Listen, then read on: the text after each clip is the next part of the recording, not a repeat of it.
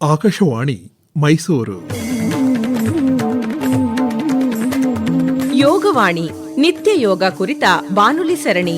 ಭೂಯಾಧೂಮೋ ಭವ್ಯಂ ಮಂಗಲಮಾಧ್ಯಾತ್ಮಿಕೇನ ಯೋಗೇನ ಧ್ಯೇಯಾದ್ಯೋಗಿ ಜನೋ ಜನತಾಯೈ ಪರಮಾನಂದಂ ಯೋಗೇನ. ಕೇಳಿ ಕಾರ್ಯಕ್ರಮ ಯೋಗವಾಣಿ. ಯೋಗ ಸ್ಪರ್ಶವ ಪಡೆಯುವ ಯೋಗ ಬದುಕಲಿ ಬಂದಿದೆ ಇದುವೆ ಸುಯೋಗ. ಋಷಿ ಮುನಿಗಳ ಕೊಡುಗೆಯೇ ಯೋಗ ಪಡೆಯುವ ಎಲ್ಲರೂ ಈಗಿಂದೀಗ ಯೋಗಿಗಳಾಗೋಣ, ನಿರೋಗಿಗಳಾಗೋಣ. ಯೋಗಿಗಳಾಗೋಣ, ನಿರೋಗಿಗಳಾಗೋಣ. ಇಂದಿನ ಕಾರ್ಯಕ್ರಮದಲ್ಲಿ ಯೋಗ ಮತ್ತು ಮಧುಮೇಹ ನಿಯಂತ್ರಣ ಈ ಕುರಿತು ಆಯುರ್ವೇದ ವೈದ್ಯರು ಹಾಗೂ ಯೋಗ ಚಿಕಿತ್ಸಕರಾದ ಡಾಕ್ಟರ್ ಬಿ ಗುರುಬಸವರಾಜ ಅವರೊಂದಿಗೆ ಸಂದರ್ಶನ. ಡಾಕ್ಟರ್ ಗುರುಬಸವರಾಜ್ ಅವರೇ, ನಮಸ್ಕಾರ. ನಮಸ್ಕಾರ ಸರ್. ತಾವು ಇವತ್ತಿನ ದಿವಸ ಯೋಗವನ್ನು ಮಾನವನಿಗೆ ಬರುವಂತಹ ಕಾಯಿಲೆಗಳಲ್ಲಿ ಚಿಕಿತ್ಸೆಯಾಗಿ ಯಾವ ರೀತಿ ಬಳಕೆ ಮಾಡ್ಕೋಬಹುದು ಅನ್ನೋ ವಿಚಾರಕ್ಕೆ ಸಂಬಂಧಪಟ್ಟಂತೆ ವಿವರವಾಗಿ ಮಾಹಿತಿಯನ್ನು ನೀಡಬೇಕು. ಇವತ್ತು ಮನುಷ್ಯರನ್ನು ಕಾಡ್ತಾ ಇರುವಂತಹ ಬಹುದೊಡ್ಡ ಸಮಸ್ಯೆ ಅಂದರೆ ಮಧುಮೇಹ, ಡಯಾಬಿಟಿಸ್. ಯೋಗದ ಮೂಲಕ ಯಾವ ರೀತಿ ಮಧುಮೇಹಕ್ಕೆ ಚಿಕಿತ್ಸೆಯನ್ನು ನೀಡಬಹುದು ಅನ್ನೋ ವಿಚಾರಕ್ಕೆ ಸಂಬಂಧಪಟ್ಟಂತೆ ತಾವು ವಿವರವಾಗಿ ಮಾತನಾಡಿ ಈ ಯೋಗ ಮತ್ತು ಮಧುಮೇಹದ ಸಮನ್ವಯತೆ ಬಗ್ಗೆ ಮೊದಲಿಗೆ ತಿಳಿಸ್ಕೊಡಿ ಸರ್. ಯೋಗ ಅನ್ನೋದು ಮೂಲತಃ ಒಂದು ಮನೋದರ್ಶನ ಶಾಸ್ತ್ರ. ಯೋಗದ ಉದ್ದೇಶ ಯಾವತ್ತೂ ಕಾಯಿಲೆಗೆ ಸಂಬಂಧಪಟ್ಟಂತಾಗಿರಲಿಲ್ಲ. ಅದರ ಉದ್ದೇಶವೇ ಅದು ಆಧ್ಯಾತ್ಮಿಕ ವಾಂಗ್ಮಯದಲ್ಲಿ ಯೋಗ ಒಂದು ಉನ್ನತ ಸ್ಥಾನವನ್ನು ಪಡೆದಿದೆ. ಅದಕ್ಕೆ ಕಾರಣವಾದರೂ ಇಷ್ಟೇ, ಪತಂಜಲಿಯವರು ಸಾಧನ ಪಾದ, ಸಮಾಧಿ ಪಾದ, ವಿಭೂತಿ ಪಾದ ಮತ್ತು ಕೈವಲ್ಲ ಪಾದಗಳಲ್ಲಿ ಯೋಗದ ಸಮಗ್ರ ಚಿಂತನೆಯನ್ನು ಪ್ರಪಂಚಕ್ಕೆ ಕೊಡುಗೆಯಾಗಿ ನೀಡಿದ್ದಾರೆ. ಹಾಗೆ ಬರ್ತಾ ಬರ್ತಾ ಕಾಯಿಲೆಗಳು ಆವಿಷ್ಕಾರ ಆದಾಗ ಸಾಕಷ್ಟು ಸಂಶೋಧನೆಗಳಲ್ಲಿ ಮನುಷ್ಯನಿಗೆ ಆರೋಗ್ಯದ ವ್ಯಾಖ್ಯೆಯನ್ನು ನೀಡುವಾಗ ಸಾಕಷ್ಟು ಸಂಶೋಧನೆಗಳು, ಅನುಸಂಧಾನಗಳು ಆದವು. ವಿಶ್ವ ಆರೋಗ್ಯ ಸಂಸ್ಥೆ ಆರೋಗ್ಯದ ವ್ಯಾಖ್ಯೆಯನ್ನು ನೀಡುವಾಗ ಆಧ್ಯಾತ್ಮಿಕ ಆರೋಗ್ಯವನ್ನು ಇತ್ತೀಚೆಗೆ ಸೇರಿಸಿದೆ. ಇದಕ್ಕೆ ಮೊದಲು ಆರೋಗ್ಯದ ವ್ಯಾಖ್ಯೆಯನ್ನು ನೀಡುವಾಗ ದೈಹಿಕ, ಮಾನಸಿಕ, ಸಾಮಾಜಿಕ ಅದಕ್ಕೆ ಸೀಮಿತವಾಗಿತ್ತು. ಮನೋಶಾಸ್ತ್ರಜ್ಞರು ಸಿಗ್ಮಂಡ್ ಫ್ರೈಡೆ ಕಾಲದಿಂದ ಕೂಡ ಮನುಷ್ಯನ ಬಗ್ಗೆ ಸಾಕಷ್ಟು ಚಿಂತನೆಗಳನ್ನು, ಆವಿಷ್ಕಾರಗಳನ್ನು ಹೊಂದಿದ್ರು ಕೂಡ ವೈದ್ಯಕೀಯ ಲೋಕಕ್ಕೆ ಅದರ ಪರಿಚಯ ಅಷ್ಟೇ ಆಗಿರಲಿಲ್ಲ. ಆದರೆ ನೂತನ ರೋಗಗಳು ಬಂದಂತೆ ಅವುಗಳ ಚಿಕಿತ್ಸೆಯ ಸ್ವರೂಪವು ಬದಲಾಗತೊಡಗಿತು. ಕೇವಲ ದೈಹಿಕಕ್ಕೆ ಸೀಮಿತವಾಗಿದ್ದದು ಮಾನಸಿಕದ ಅಗತ್ಯತೆ ಕಂಡು ಬಂತು. ಅದನ್ನು ಮೀರಿ ಸಾಮಾಜಿಕ ಕಾರಣಗಳ ಕೂಡ ಕೆಲವು ರೋಗಗಳು ಬಲಗಿಸರು. ಅದಕ್ಕೆ ಪರಿಹಾರನ ಕಂಡುಹಿಡಿಯೋದಕ್ಕೋಸ್ಕರ ಕಮ್ಯುನಿಟಿ ಮೆಡಿಸಿನ್ ಅಂತಕ್ಕಂಥದ್ದು, ಸ್ವಸ್ಥ ವೃತ್ತ ಅಂತಕ್ಕಂಥ ಬಹು ದೊಡ್ಡ ಶಾಸ್ತ್ರವಾಗಿ ಬೆಳೀತು. ಇಷ್ಟಾದರೂ ಸಹ ಸಾಕಷ್ಟು ರೋಗಗಳಿಗೆ ಪರಿಹಾರ ಸಮಗ್ರ ಚಿಂತನೆಗಳಿಂದ ಆಗಲಿ ಇರ್ತಕ್ಕಂಥ 12ಕ್ಕಿಂತ ಹೆಚ್ಚು ವೈದ್ಯಕೀಯ ಪದ್ಧತಿ ಕೂಡ ಸಮಗ್ರ ಪರಿಹಾರನ ಕಂಡುಹಿಡಲಿಕ್ಕೆ ಸಾಧ್ಯವಾಗಿಲ್ಲ. ಹಾಗಾಗಿ ಸಾಕಷ್ಟು ಹುಡುಕಾಟಗಳು ನಡೀತಾ ಬಂತು. ಇದಕ್ಕೆ ಸರಿಯಾಗಿ 71 ವರ್ಷಗಳ ಹಿಂದೆ ಡಾಕ್ಟರ್ ಕರಣ್ ಸಿಂಗ್ ಅಂತ ಆರೋಗ್ಯ ಮಂತ್ರಿಗಳಿದ್ದರು. ಅವರ ನಾಯಕತ್ವದಲ್ಲಿ ಯೋಗ ಮನುಷ್ಯ ಮತ್ತು ಯೋಗ ಮತ್ತು ದರ್ಶನ, ಯೋಗ ಮತ್ತು ಆರೋಗ್ಯದ ಬಗ್ಗೆ 3 ದಿನಗಳ ಅಭೂತಪೂರ್ವವಾಗಿರ್ತಕ್ಕಂಥ, ಅದರಲ್ಲಿ ಹೃದ್ರೋಗ ತಜ್ಞರು, ವೈದ್ಯರು, ಸೋಷಿಯಲ್ ಇಂಜಿನಿಯರ್ಸು ಎಲ್ಲರೂ ಭಾಗವಹಿಸಿ ಆ ಕಾರ್ಯಕ್ರಮ ನಡೀತು. ಅದು ಎಷ್ಟು ಒಂದು ಪರಿಣಾಮವನ್ನು ಮೀಡ್ತಂದರೆ, ಆ ಸಂದರ್ಭದಲ್ಲಿ ಧೀರೇಂದ್ರ ಬ್ರಹ್ಮಚಾರಿ ಅವರು ಯೋಗದ ಬಗ್ಗೆ ಒಂದು ಪರಿಕಲ್ಪನೆಯನ್ನು ಕೊಟ್ಟರು. ಅದಕ್ಕೆ ಮುಂಚೆ ಸಾಕಷ್ಟು ಯೋಗದ ಸಂಧಾನವನ್ನು ಮಾಡ್ತಕ್ಕಂಥ ಕೇಂದ್ರಗಳು ದೇಶದಲ್ಲಿದ್ದು, ವಿಶೇಷವಾಗಿ ಬಾಂಬೆ ಸಾಂತಾಕ್ರೂಸ್ನ ಯೋಗ ಕೇಂದ್ರ ಮತ್ತು ಮದ್ರಾಸ್ನ ಟಿ ಕೃಷ್ಣಮಾಚಾರ್ಯ ಯೋಗ ಕೇಂದ್ರ, ಮಹಾರಾಷ್ಟ್ರದ ಕೈವಲ್ಯಧಾಮ, ಬಿಹಾರ್ ಸ್ಕೂಲ್ ಆಫ್ ಯೋಗ. ಹೀಗಾಗಿ ಸಾಕಷ್ಟು ಸಂಸ್ಥೆಗಳು 100 ವರ್ಷಕ್ಕಿಂತ ಮುಂಚೆ ಕೆಲಸ ಮಾಡ್ತಿದ್ರು ಕೂಡ ಅದಕ್ಕೆ ಒಂದು ವೈದ್ಯಕೀಯ ಸ್ವರೂಪದ, ಆರೋಗ್ಯ ಸ್ವರೂಪದ ಚಿಕಿತ್ಸೆಗಾಗಿ ಬಳಸಬಹುದಾದಂಥ ಒಂದು ವಿಷಯ ಅವತ್ತು ಹೊರಹೊಮ್ಮಿತು. ಅದಕ್ಕೆ ಕಾರಣ ಅವತ್ತು ಭಾಗವಹಿಸಿದ ಎಲ್ಲರೂ ಕೂಡ ಈ ಶರೀರ ಕ್ರಿಯಾಶಾಸ್ತ್ರವನ್ನು ಅರ್ಥವರು, ಶರೀರ ರಚನಾಶಾಸ್ತ್ರವಂಥವರು, ರೋಗಶಾಸ್ತ್ರವನ್ನು ಅರ್ಥವರು, ವೈದ್ಯಶಾಸ್ತ್ರವನ್ನು ಅರ್ಥವರು ಮತ್ತು ವಿಶೇಷವಾಗಿ ಎಂಡೋಕ್ರೈನಾಲಜಿಸ್ಟು ಇವರೆಲ್ಲ ಮತ್ತು ಹೃದಯದ ಭಾಗವಹಿಸ್ತಿದ್ದರಿಂದ ಅದರ ಒಂದು ಹುಡುಕಾಟ ಶುರು ಆಯಿತು ಸರ್. ಅದರ ನಂತರ ಯೋಗವನ್ನು ಚಿಕಿತ್ಸೆಗೆ ಬಳಸುವುದಕ್ಕೆ ಕಾರಣಗಳನ್ನು ಹುಡುಕಾಟ ಮಾಡೋದಕ್ಕೆ ಸಂದರ್ಭದಲ್ಲಿ ವಿಶ್ವ ಆರೋಗ್ಯ ಸಂಸ್ಥೆ ಅದನ್ನು ಒಂದು ಆರೋಗ್ಯದ ಪರಿಧಿಯಲ್ಲಿ ತರ್ತಕ್ಕಂಥದ್ದು, ಆರೋಗ್ಯದ ಪರಿಧಿಯನ್ನು ಕ್ಷಿತಿಜವನ್ನು ವಿಸ್ತಾರ ಮಾಡಿಕೊಂಡು ಹೇಳುವಾಗ ಆಧ್ಯಾತ್ಮಿಕ ಆರೋಗ್ಯದ ಪರಿಕಲ್ಪನೆ ಅನಿವಾರ್ಯ ಅಂತಕ್ಕಂಥದ್ದು. ಅದು ಪೌರಾತ್ಯ ರಾಷ್ಟ್ರಗಳ ಪರಿಕಲ್ಪನೆ. ಆಧ್ಯಾತ್ಮಿಕ ಆರೋಗ್ಯ ಭಾರತ ದೇಶ ಇರ್ಬೋದು, ಚೈನಾ ಇರ್ಬೋದು, ಪಾಕಿಸ್ತಾನ ಇರ್ಬೋದು ಅಥವಾ ಜಪಾನ್ ದೇಶ ಇರ್ಬೋದು, ಇವುಗಳೆಲ್ಲವೂ ಕೂಡ ಮನುಷ್ಯನಿಗೆ ಒಂದು ದೇಹದಲ್ಲಿ ಆರೋಗ್ಯವನ್ನು ನಿಯಂತ್ರಣ ಮಾಡ್ತಕ್ಕಂಥ ಶಕ್ತಿ ತನ್ನಾಗೇ ಇರ್ತಕ್ಕಂಥ ಒಂದು ಆಧ್ಯಾತ್ಮಿಕ ಚಿಂತನೆಗಳನ್ನು ಒಳಗಂದ ಮೆಟಾಫಿಸಿಕಲ್ ಅಂತ ಅಭೌತಿಕವಾದ ಅಂಶಗಳನ್ನು ಹೊಂದಿದ್ದಂಥ ರಾಷ್ಟ್ರಗಳಾಗಿದ್ದು. ಅದು ಕಂಡ ನಂತರ ಅದರ ಬಗ್ಗೆ ಹುಡುಕಾಟಗಳು ಪ್ರಾರಂಭವಾದವು. ಆ ದಿಶೆಯಲ್ಲಿ ಬಹಳ ಪ್ರಮುಖವಾಗಿ ಕೆಲಸ ಮಾಡತಕ್ಕಂಥ ಡಾಕ್ಟರ್ ಕೆ ನುಡುಪ ಅಂತ, ಅವರು ಕರ್ನಾಟಕದವ್ರನ್ನೇ, ಬನಾರಸ್ ವೈದ್ಯಕೀಯ ವಿಶ್ವವಿದ್ಯಾಲಯ ನಿರ್ದೇಶಕರಾಗಿದ್ದರು. ಅವರು ಸ್ಟ್ರೆಸ್ ಆ್ಯಂಡ್ ಇಟ್ಸ್ ಮ್ಯಾನೇಜ್ಮೆಂಟ್ ಯೋಗ ಅಂತಕ್ಕಂಥ ಕೆಲಸ ಮಾಡೋದ್ರ ಮೂಲಕ ಒಂದು ಚಿಂತನೆ ಸ್ವರೂಪವನ್ನು ಕೊಟ್ಟರು. ಈ ಮಧುಮೇಹ ಕಾಯಿಲೆ ಬಗ್ಗೆ ಸ್ವಲ್ಪ ತಿಳಿಸಿ ಸರ್. ಮಧುಮೇಹ ಅಂತಕ್ಕಂಥದ್ದು ಈ ಭಾರತೀಯ ವೈದ್ಯಕೀಯ ಶಾಸ್ತ್ರಕ್ಕಂತಕ್ಕಂಥ ಆಯುರ್ವೇದದಲ್ಲಿ ಸುಶ್ರುತನ ಚರಕ ಕಾಲದಲ್ಲಿ ಹೇಳಲ್ಪಡ್ತು. ಮಧು ಅಂದರೆ ಸಿಹಿ, ಮೇಹ ಅಂತ ಹರಿತಕ್ಕಂಥದ್ದು. ಇದನ್ನು ಹೆಂಗೆ ಕಂಡುಹಿಡಿದ್ರು ಅಂದರೆ, ಯಾವ ರೋಗಿಗೆ ಅತಿ ಮೂತ್ರತೆ ಇರ್ತಕ್ಕಂಥದ್ದು, ಮತ್ತು ಮೂತ್ರದ ನಿಯಂತ್ರಣ ಇಲ್ದಿರ್ತಕ್ಕಂಥದ್ದು, ಮೂತ್ರದ ಸಾಂದ್ರತೆಯಲ್ಲಿ ಹೆಚ್ಚಿರ್ತಕ್ಕಂಥ ಇರ್ತಕ್ಕಂಥ ಮೂತ್ರ ಮಾಡಿದಾಗ ಇರುವೆಗಳು ಬಂದು ಅದು ಸುತ್ತು ನಿಲ್ತದೆ. ಇದಕ್ಕೆ ಪಿಪೀಲಿಕಾ ಪರೀಕ್ಷಾ ಅಂತ. ಆಗ ಯಾವುದೋ ಪರೀಕ್ಷಾ ಸೌಲಭ್ಯಗಳಿರಲಿಲ್ಲ ಅಷ್ಟು ವರ್ಷದ ಮುಂಚೆ. ಹಾಗಾಗಿ ಅದಕ್ಕೆ ಮಧುಮೇಹ ಅಂತ ಹೆಸರಿಟ್ಟರು.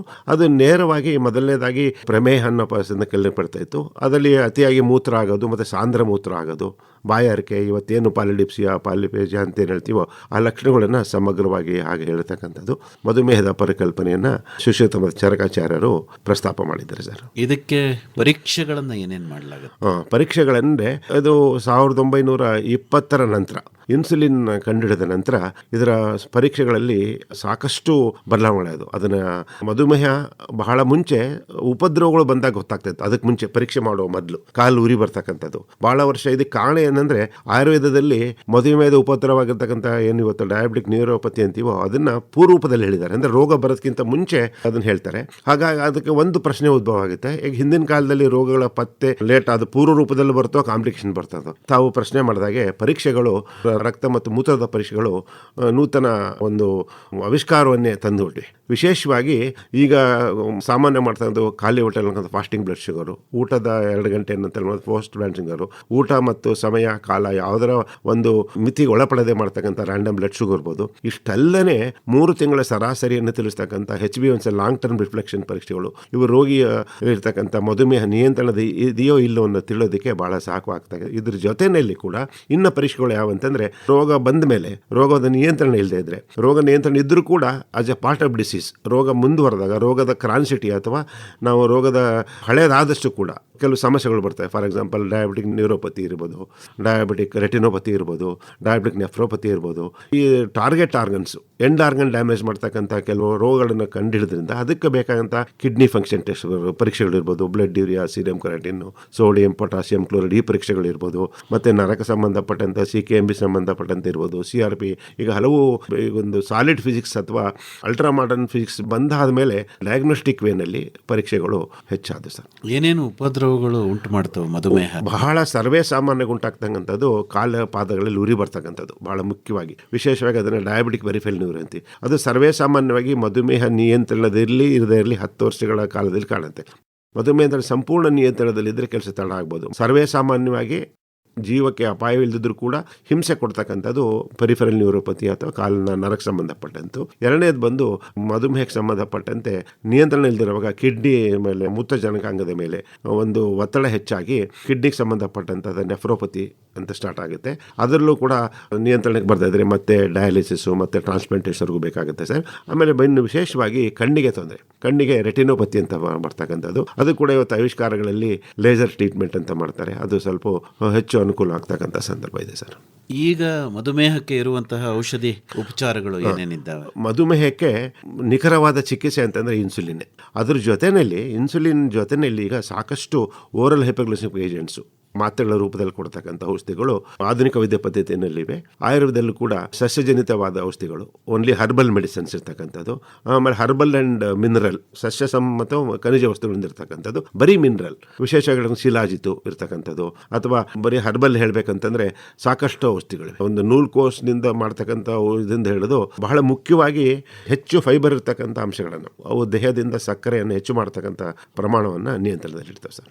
ಮಧುಮೇಹದ ನಿಯಂತ್ರಣದಲ್ಲಿ ಯೋಗದ ಒಂದು ಪಾತ್ರ ಏನು? ಬಹಳ ಪ್ರಮುಖವಾಗಿರ್ತಕ್ಕಂಥ ಪ್ರಸಾರ ಇದು. ಪ್ರಾರಂಭದಲ್ಲೇ ನಾವಿಬ್ಬರು ಪ್ರಸ್ತಾಪ ಮಾಡಿದಾಗೆ ಮಧುಮೇಹ ಒಂದು ಮನೋದರ್ಶನ ಭಾಷಾರ್ಥ ಆಗಿರ್ತಕ್ಕಂಥದ್ದು. ಆಮೇಲೆ ಮಧುಮೇಹಕ್ಕೆ ಒಂದು ಚಿಕಿತ್ಸೆಯನ್ನು ನೀಡುವಲ್ಲಿ ಆವಿಷ್ಕಾರಗಳು ಸಾಕಷ್ಟಾಗಿವೆ. ಇವತ್ತು ಮಧುಮೇಹದ ಬಗ್ಗೆ ಇಂಥ ವಿಷಯ ಗೊತ್ತಿಲ್ಲ ಅಂತಲ್ಲ, ಎಲ್ಲ ಸಮಗ್ರ ವಿಷಯಗಳು ಗೊತ್ತಿದೆ. ಆದರೂ ಕೂಡ ಇನ್ಸುಲಿನ್ ರೆಸಿಸ್ಟೆನ್ಸ್ ಸಿಂಡ್ರೋಮ್ ಅಥವಾ ಮೆಟಬಲಿಕ್ ಸಿಂಡ್ರೋಮ್ ಅಂತ ಬರ್ತದೆ. ಇದಕ್ಕೆ ಇನ್ಸುಲಿನ್ನು ಮತ್ತು ಓರಲ್ ಹೈಪೋಗ್ಲೈಸೆಮಿಕ್ ಏಜೆಂಟ್ಸು ಮತ್ತು ಆಯುರ್ವೇದಿಕ್ ಔಷಧಿಗಳು ಮತ್ತು ಜೀವನ ಶೈಲಿ ಇವನ್ನೆಲ್ಲ ಇವೆಲ್ಲ ಮಾಡಿದರೂ ಕೂಡ ರೋಗ ನಿಯಂತ್ರಣದಲ್ಲಿರ್ತಕ್ಕಂತಹ ಸಂದರ್ಭದಲ್ಲಿ ಬೇರೆ ಇನ್ಯಾವುದಾದ್ರು ಪದ್ಧತಿ ಬೇಕು, ಇನ್ಯಾವುದಾದ್ರು ಬೇಕು ಅನ್ನೋದು ಕಂಡಾಗ ಸಾಕಷ್ಟು ಕೆಲಸಗಳು ನಡೆದು ಈ ಮಧುಮೇಹ ಮತ್ತು ಯೋಗ ಅನ್ನೋದ್ರ ಬಗ್ಗೆ ಫಂಡರ್ಬರ್ಗ್ ಅಂತಕ್ಕಂಥವ್ರು ಇಂಗ್ಲೆಂಡ್ನಲ್ಲಿ ಮತ್ತು ಹಾರ್ವರ್ಡ್ ಸ್ಕೂಲ್ ಆಫ್ ಮೆಡಿಸಿನ್ನಲ್ಲಿ ಸಾಕಷ್ಟು ಕಡೆಗೆ, ಆಮೇಲೆ ಡೀನ್ ಲಾರ್ನಿಶ್ ಅಂತಕ್ಕಂಥವ್ರು ರಿವರ್ಸ್ ಅಂತಕ್ಕಂಥ ಕಾನ್ಸೆಪ್ಟ್ ತಂದರೆ ಅವರು ಯಾವುದೇ ಕಾಯಿಲೆಯನ್ನು reverse of the heart disease by lifestyle ಮಾಡಿ ಕೇವಲ ಜೀವನ ಶೈಲಿಯಿಂದನೇ ಹೃದ್ರೋಗಗಳನ್ನು ರಿವರ್ಸ್ ಮಾಡ್ತಕ್ಕಂಥ, ಹೀಗಾಗಿ ಅದರೊಂದು ಚಿಂತನೆ ಮೂಡಿತು.